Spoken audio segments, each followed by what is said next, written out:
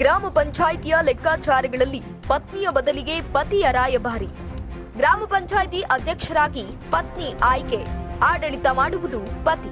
ಪಂಚಾಯಿತಿಯ ಕರ ವಸೂಲಿಯನ್ನು ಕೂಡ ಅಧ್ಯಕ್ಷರ ಸಂಬಂಧಿಯೇ ನಿಭಾಯಿಸುತ್ತಾರೆ. ವಸೂಲಾತಿ ಹಣ ದುರ್ಬಳಕೆ ವಿಚಾರಗಳಲ್ಲಿ ಬಿಲ್ ಕಲೆಕ್ಟರ್ ಹಾಗೂ ಕಂಪ್ಯೂಟರ್ ಆಪರೇಟರ್ ಅಮಾನತುಗೊಳಿಸಿದರೂ ಸಹ ನೀಡುತ್ತಿದ್ದಾರೆ ಸಂಬಳ. 2021ರಿಂದ 2024ರವರೆಗೂ ವಸೂಲಿ ಮಾಡಿದ ಹಣ ಬ್ಯಾಂಕಿಗೆ ಹೋಗುತ್ತಿಲ್ಲ. ಸಾರ್ವಜನಿಕರಿಂದ ಕರ ವಸೂಲಿ ಮಾಡಿದ ಹಣವನ್ನ ನೇರವಾಗಿ ಬ್ಯಾಂಕಿಗೆ ಕಟ್ಟದೆ ಮನ ಬಂದಂತೆ ಬಳಕೆ. ಅಧ್ಯಕ್ಷರು ಹಾಗೂ ಪಿಡಿಒ ಬಳಿ ಗ್ರಾಮ ಪಂಚಾಯಿತಿಯ ಖರ್ಚಿನ ಲೆಕ್ಕ ಕೇಳುತ್ತಿರುವ ಸದಸ್ಯರು ಕೇಳಿದ ಲೆಕ್ಕಾಚಾರಕ್ಕೆ 2 ವರ್ಷದ ಮಂಗಮಾಯ. ಗ್ರಾಮ ಪಂಚಾಯಿತಿಯ ಅಧ್ಯಕ್ಷರು ಕರ್ತವ್ಯ ಹಾಗೂ ಹಣಕಾಸಿನ ವಿಚಾರದಲ್ಲಿ ಲೋಪವೆಸಗಿ ಲಕ್ಷಾಂತರ ರೂಪಾಯಿ ವಂಚನೆ ಮಾಡಿದ್ದಾರೆ ಎಂದು ಗ್ರಾಮ ಪಂಚಾಯಿತಿ ಸದಸ್ಯರು ಆರೋಪ.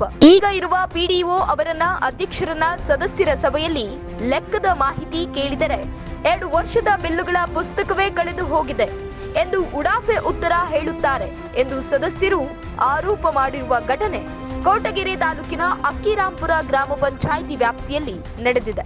ಮುಖ್ಯ ಕಾರ್ಯನಿರ್ವಹಣಾಧಿಕಾರಿಗಳು ಕೋಟಗೆರೆ ಹಾಗೂ ಜಿಲ್ಲಾ ಪಂಚಾಯತ್ ತುಮಕೂರು ಈವರೆಗೂ ಕೂಡ ಗ್ರಾಮ ಪಂಚಾಯಿತಿ ಸದಸ್ಯರು ಪತ್ರದ ಮೂಲಕ ಮಾಹಿತಿ ನೀಡಿದರೂ ಕೂಡ ಇಲ್ಲಿಯವರೆಗೂ ಯಾವುದೇ ಪ್ರಯೋಜನವಾಗಿಲ್ಲ ಎಂದು ಗ್ರಾಮ ಪಂಚಾಯಿತಿ ಸದಸ್ಯರು ಬೇಸರ ವ್ಯಕ್ತಪಡಿಸಿದ್ದಾರೆ.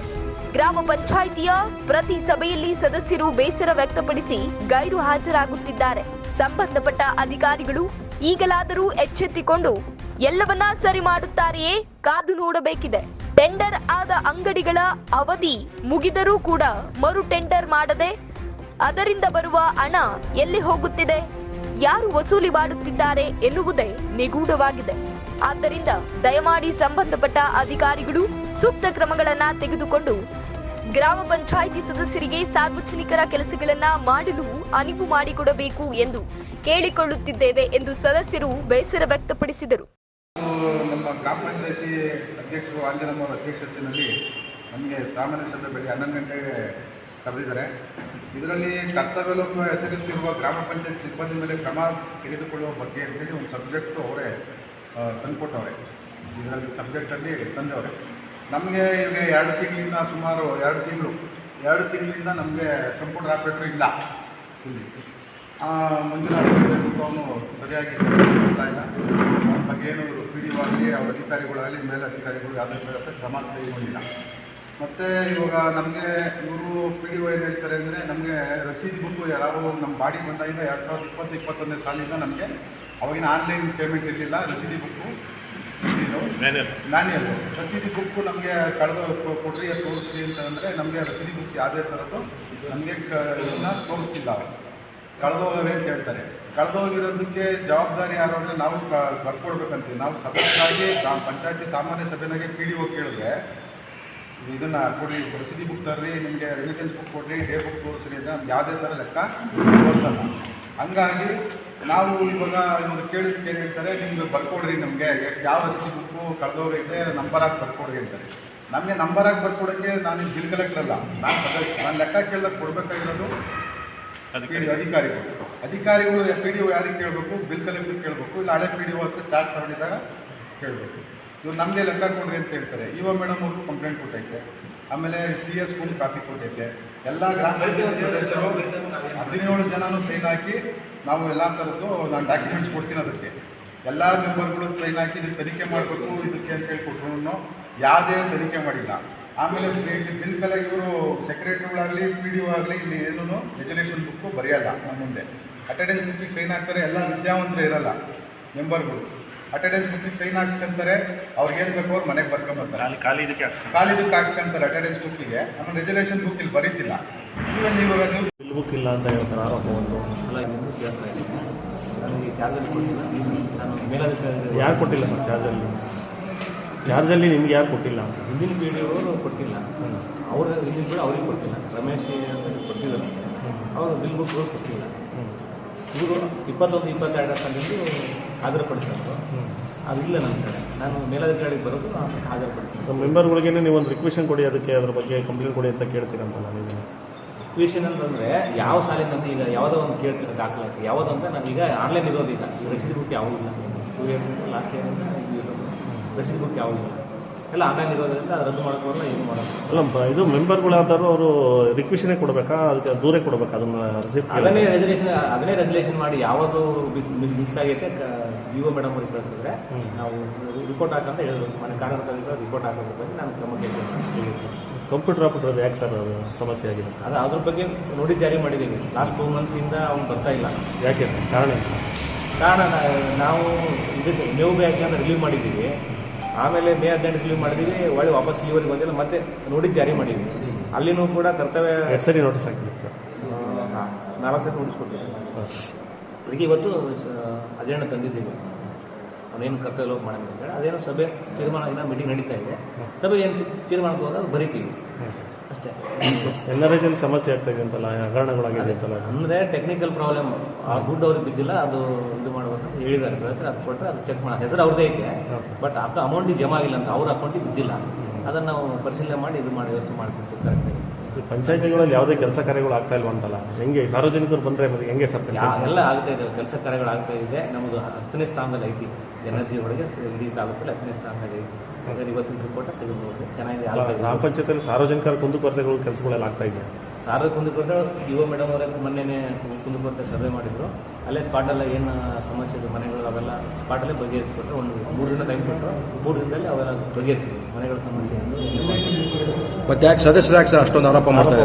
ಸದಸ್ಯರು ಯಾಕೆ ಅಷ್ಟೊಂದು ಬರೀತೇವೆ? ರೆಸಲ್ಯೂಷನ್ ಬರೀಬೇಕಾದ್ರೆ ಬರೀತೇವೆ. ಈಗ ಆಯ್ತು, ರೆಜುಲೇಷನ್ ಎಲ್ಲಿ ಸರ್ ಬರೆಯೋದು? ಇಲ್ಲೇ ಬರೀತೀವಿ. ಮತ್ತೆ ಬರಿತಾ ಇಲ್ವಂತಲ್ಲ ರೆಜುಲೇಷನ್? ಅದೇನು ಮಾಡ್ತಾ ಇದ್ದಾರೆ ಅವರು? ಅಲ್ಲ, ಈಗ ಕೂಕೊಂಡು ಬರಿತಾ ಇದ್ದೀರಾ ಬೆಳಗ್ಗೆಯಿಂದ? ರಫಲ್ಲಿ ಮೀಟಿಂಗ್ ನಡಿಬೇಕಾದ್ರೆ ಗದ್ದಲ ಇರ್ತೈತೆ. ಅದಕ್ಕೆ ಸ್ವಲ್ಪ ಇದು ರಫಲ್ಲಿ ಹಾಕೊಂಡಿರ್ತೀವಿ. ಅದನ್ನು ಈಗ ಬರಿತಾ ಇದ್ದೀವಿ ಒರಿಜಿನಲ್ಲಿ. ಅಲ್ಲ, ಮನೆಗೆ ಹೋಗಿ ಏನಾದ್ರು ಬರೀತೀರಾ? ನಾವು ಮನೆಗಾಗಿಲ್ರಿ, ಇಲ್ಲೇ ಬರಿತೀವಿ. ಇಲ್ಲೇ ನೋಡಿ ವಿಡಿಯೋ ಮಾಡಿ ಇಲ್ಲೇ ಐತಲ್ಲ, ಬರೀ ಇಲ್ಲೇ ಬರೀತದ ನೋಡ್ರಿ. ಅದೇ ನಾವು ಬಂದ್ಮೇಲೆ ಬರಿತಾ ಇದ್ದೇವೆ ಸರ್, ಅದಕ್ಕಿಂತ ಮುಂಚೆ ಬರಿತಾ ಇಲ್ಲ. ಇಲ್ಲ, ಮೀಟಿಂಗ್ ಮುಗಿದಿಲ್ಲ, ಇನ್ನ ಸಬ್ಜೆಕ್ಟ್ ಡಿಸ್ಕಸ್. ಅಲ್ಲ, ಸದಸ್ಯರುಗಳೇನಂತಲ್ಲ ಸರ್, ಆಮೇಲೆ ಬರಿತೀವಿ ಅಂತ ಬಿಟ್ಟು ಹೇಳಿರೋದಲ್ಲ ಸರ್. ಸೈನ್ ಹಾಕಿದ್ರಲ್ಲ ಸರ್ ಎಲ್ಲ ರೆಜುಲೇಷನ್ ಸೈನ್ ಹಾಕೊಂಡಿದ್ದಾರೆ. ರೆಜುಲೇಷನ್ ಹಾಕಲ್ರಿ, ಅಟೆಂಡೆನ್ಸ್ ಫಸ್ಟ್ ಅಟೆಂಡೆನ್ಸ್ ತಗೋತಾರೆ. ಅಟೆಂಡೆನ್ಸ್ ಸೈನ್ ಹಾಕೊಂಡು ರೆಜುಲೇಷನ್ ಬರೀತೀವಿ ಅಷ್ಟೇ. ಅಟೆಂಡೆನ್ಸ್ ಅದು ರೆಜುಲೇಷನ್ ಸೈನ್ ಆಗೋ ಅಧ್ಯಕ್ಷರ ಮೆಂಬರ್ಸ್ ಯಾರು ಹಾಕಲ್ಲ. ಅಟೆಂಡೆನ್ಸ್ ಮಾತ್ರ ಹಾಕೋದು, ಅಧ್ಯಕ್ಷರು ಮಾತ್ರ ರೆಜುಲೇಷನ್ ಹಾಕ್ತಾರೆ. ಅವರೇ ಜವಾಬ್ದಾರಿ, ಕರೆದವ್ರು ಹೋಗಲ್ಲ. ಆಡಿಟ್ ಮಾಡಿದ್ರೆ ಕೊಟ್ಟಿದ್ರು ಎಲ್ಲ ಲೆಕ್ಕ ಕರೆಕ್ಟಾಗಿ ಕೊಟ್ಟಿದ್ದು ಸರಿಪಡಿಸ್ಕೊಂಡು ಹೋಗಿದ್ದೀವಿ ಸರ್. ಇವಾಗೇನು ಅಂಥದ್ದು ಹೇಳಿಲ್ಲ ಸರ್. ಏನೋ ರೀತಿ ಕೆಲಸದಲ್ಲಿ ಎಲ್ಲ ಹಗರಣ ಆಗಿದೆ, ಸರಿಯಾಗಿ ಕೆಲಸಗಳಾಗಿಲ್ಲ, ಸಾರ್ವಜನಿಕರು ಕೆಲಸಗಳು ಆಗ್ತಾ ಇಲ್ಲ ಅಂತ ಹೇಳ್ತಾ ಇದ್ದಾರೆ. ನೀವು ಅಧ್ಯಕ್ಷರಾಗಿ ಏನು ಕ್ರಮ ಕೈಗೊಳ್ತಾ ಇದ್ದೀರಿ ಸರ್? ನಾವು ಹೇಳಿದ್ವಿ ಸರ್, ಈ ಥರ ಮಾಡಬೇಡ ಆ ಥರ ಅಂತ ಎಲ್ಲ ಚೆನ್ನಾಗಿ ಕೆಲಸ ಮಾಡ್ಕೊಂಡು ಹೋಗಂತ ಹೇಳ್ತಾ ಇದ್ವಿ ಸರ್. ನಾವು ಅದು ಈ ಪಂಚಾಯತಿ ಬೇಡ ಬೇರೆ ಕಡೆ ಹಾಕ್ಸ್ಕೊಂತ ನಾವು ಹೇಳಿದ್ವಿ ಸರ್. ಬಿಲ್ ಕಲೆಕ್ಟ್ ಯಾಕೆ ಇಲ್ಲಿಂದ ತನಕ ಬಂದಿಲ್ವಲ್ಲ? ಇಲ್ಲ ಸುಮ್ಮನೆ ಇದೆ sir. Computer operator computer operator 2-3 ತಿಂಗಳಿಂದ ಹುಷಾರಿಲ್ಲ ಅಂತ ಏನೋ ಒಂದು 2 ದಿವಸ ಹೇಳಿದ್ರು. ತಿರ್ಗಾ ಹುಷಾರಿಲ್ಲ ಯಾರಿಗೋ ಬಂದು ಮಾಡ್ಕೊಂಡು ಹೋಗ್ತೀವಿ ಅಂತ ಅವ್ರು. ಅಲ್ಲ, ಕೆಲಸಗಳೇ ಆಗ್ತಾಯಿಲ್ವಲ್ಲ. ಕಂಪ್ಯೂಟರ್ ಆಪರೇಟರ್ ಇಲ್ಲ ಅಂದ್ರೆ ಕೆಲಸಗಳು ಹೆಂಗೆ ಆಗ್ತದೆ ಸರ್? ಅದೇ ಸರ್, ಬೇರೆ ಕಡೆ ಇರ್ತದೆ, ಬೇರೆ ಪಂಚಾಯತಿ ಕಡೆ ಹಾಸ್ಪಿಟ್ಲು ಇಲ್ಲಿ ಕೆಲಸ ಮಾಡೋಕ್ಕಾಗಲ್ಲ, ನಾವು ಮಾಡ್ಕೊಳಕ್ಕಾಗಲ್ಲ ಅಂತ ನಾವು ಹೇಳಿದ್ವಿ ಸರ್. ಅಲ್ಲ, ನೀವು ಬಾಡಿ ಏನು ತೀರ್ಮಾನ ತಗೊಂಡಿದ್ದೀರಾ ಅದ್ರ ಬಗ್ಗೆ? ಸರ್ ಅದೇ ಇವಾಗ ಅದೇ ತಗೊಂಡಿದ್ದೀವಿ. ಅದೇ ಚರ್ಚೆ ನಡೆದಿದೆ. ಅದೇ ಚರ್ಚೆ ತಗೊಂಡಿದ್ದೀವಿ. ಬೇರೆ ಕಡೆ ಹಾಸ್ಪಿಟ್ಲು ನಮ್ಮ ಪಂಚಾಯತಿಗೆ ಬೇಡ ಅಂತ ನಾವು ಹೇಳಿದ್ವಿ ಸರ್.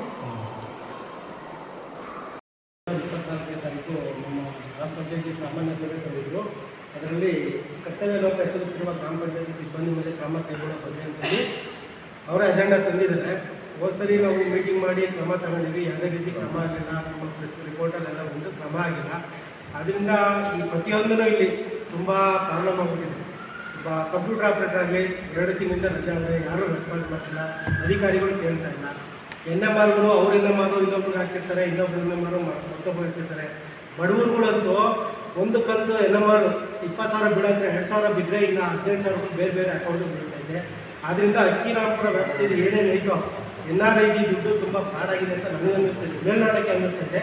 ಆದ್ದರಿಂದ ಅಧಿಕಾರಿಗಳು ಬಂದು ಕ್ರಮ ತಗೊಳ್ಬೇಕು, ಅದು ಸಂಪೂರ್ಣ ತನಿಖೆ ಮಾಡಬೇಕು ಅಂತೇಳಿ ನಾನು ಕೇಳ್ತೀನಿ. ಮತ್ತು ಇಬ್ಬರು ಕಂಪ್ಯೂಟರ್ ಆಪರೇಟರ್ಗಳು ಅಷ್ಟೇ ತುಂಬ ಸಮಸ್ಯೆ ಮಾಡ್ತಾರೆ, ಕರ್ತವ್ಯ ಮಾಡ್ತಾನೆ ಇಲ್ಲ. ಹೇಳ್ಬೇಕು ಅಂದರೆ ಕೆಲಸ ಕಾರ್ಯ ಮತ್ತೆ ಏನಾಗ್ತಾ ಇದೆ ಪಂಚಾಯತಿ? 0% ಆಗ್ತಿದೆ, ಏನೂ ಆಗಿಲ್ಲ. ಕೆಲಸ ಕಾರ್ಯಗಳು ಏನೂ ಆಗ್ತಿಲ್ಲ. ಸಾರ್ವಜನಿಕ ಕೆಲಸಗಳು ಏನು? ಸಾರ್ವಜನಿಕರ ಕೆಲಸಗಳೇ ಆಗ್ತಾ ಇಲ್ಲ, ಏನು ಕೆಲಸಗಳು ಆಗ್ತಿಲ್ಲ. ಯಾಕಂದರೆ ನಮಗೆ ಬಂದು ಹೇಳ್ತಾರೆ, ಸಾರ್ವಜನಿಕರು ಏನು ಬರ್ತಾರೆ, ಯಾರು ಇರಲ್ಲ, ಅಧಿಕಾರಿಗಳು ಅಂತ ಸುಮ್ಮನೆ ಆರೋಪ ಮಾಡ್ತಾರೆ. ಅದರಿಂದ ತುಂಬ ಪ್ರಾಬ್ಲಮ್ ಆಗಿದೆ. ಮುಂದಿನ ಮತ್ತೆ ಆಮೇಲೆ ಬಿಲ್ ಕಲೆಕ್ಟರ್ದು ಎಲ್ಲ ಪ್ರಾಬ್ಲಮ್ ಆಗಿತ್ತು ಅದನ್ನು ಸಮೇತ ಇವಾಗ ಬಿಲ್ ಬುಕ್ ತಂದು ಕೊಡಲಿಲ್ಲ. ಬಿಲ್ ಬುಕ್ ತಂದು ಅದೇನೋ ಕಟ್ಟೆ ಅಂತ ಹೇಳಿದ್ರೆ ಯಾವುದೇ ಕಾರಣಕ್ಕೂ ಒಂಥರ ಏನೋ ಮೀನಾಮೇಷ ಹೇಳ್ತಾರೆ. ಆದ್ದರಿಂದ ಇದ್ರ ಬಗ್ಗೆ ಮೇಲಧಿಕಾರಿಗಳು ಸೂಕ್ತವಾಗಿ ಕ್ರಮ ತಗೊಳ್ಬೇಕು, ಇದ್ರ ಬಗ್ಗೆ ತನಿಖೆ ನಡೆಸಬೇಕು ಅಂತ ಹೇಳ್ಬಿಟ್ಟು ಎಷ್ಟು ವರ್ಷದಿಂದ ಇದು NRS ಇದಾಗಿರ್ಬೋದು ಫೀಲ್ಡಿಂದ ಯಾಕಂದರೆ ನಾವು 2-3-4 ಅಬ್ಸರ್ವ್ ಮಾಡಿದಾಗ ಮೇಲ್ನೋಟಕ್ಕೆ ಎಲ್ಲ ಸುಮಾರು ಬೇರೆ ಬೇರೆ ಅಕೌಂಟ್ಗಳಿಗೆ ಹೋಗ್ತಾ ಇದೆ ಅಂತ ಹೇಳ್ಬಿಟ್ಟು ನಮಗೆ ಮಾಹಿತಿ ಇದೆ. ಯಾಕಂದರೆ ಹೆಸರು ಅಲ್ಲಿದೆ, ಬಟ್ ಕ್ರೆಡಿಟ್ ಕಾರ್ಡ್ ಬೇರೆಯವ್ರಿಗೆ ಆಗಿರುತ್ತೆ. ಇದರ ಮೂಲ ಹುಡ್ಕೊಳ್ಳೋದಕ್ಕೆ ಗ್ರಾಮ ಪಂಚಾಯತ್ ಮೆಂಬರ್ ಆದವರು ಯಾಕಂದರೆ ಮೇಲಧಿಕಾರಿಗಳು ಯಾರಿಗೆ ಕೇಳಿದ್ರೆ ರೆಸ್ಪಾನ್ಸ್ ಮಾಡಬೇಕು. ಹಾಗಾಗಿ NRS ಆ್ಯಕ್ಟ್ ಏನಿದೆ ಅಂತ ಎಲ್ಲರಿಗೂ ಗೊತ್ತಿದೆ. ಆ NRS ಆ್ಯಕ್ಟ್ ಪ್ರಕಾರ ಯಾರ ವಿರುದ್ಧ ಏನೇನು ಕ್ರಮ ತಗೊಳ್ಬೇಕು ಅನ್ನೋದನ್ನು ಅಧಿಕಾರಿಗಳು ಡಿಸೈಡ್ ಮಾಡಿಬಿಟ್ಟು ಇದು ಸೂಕ್ತ ಕ್ರಮ ತಗೊಳ್ಬೇಕು ಅಂತ ಮಾಡ್ತೀವಿ.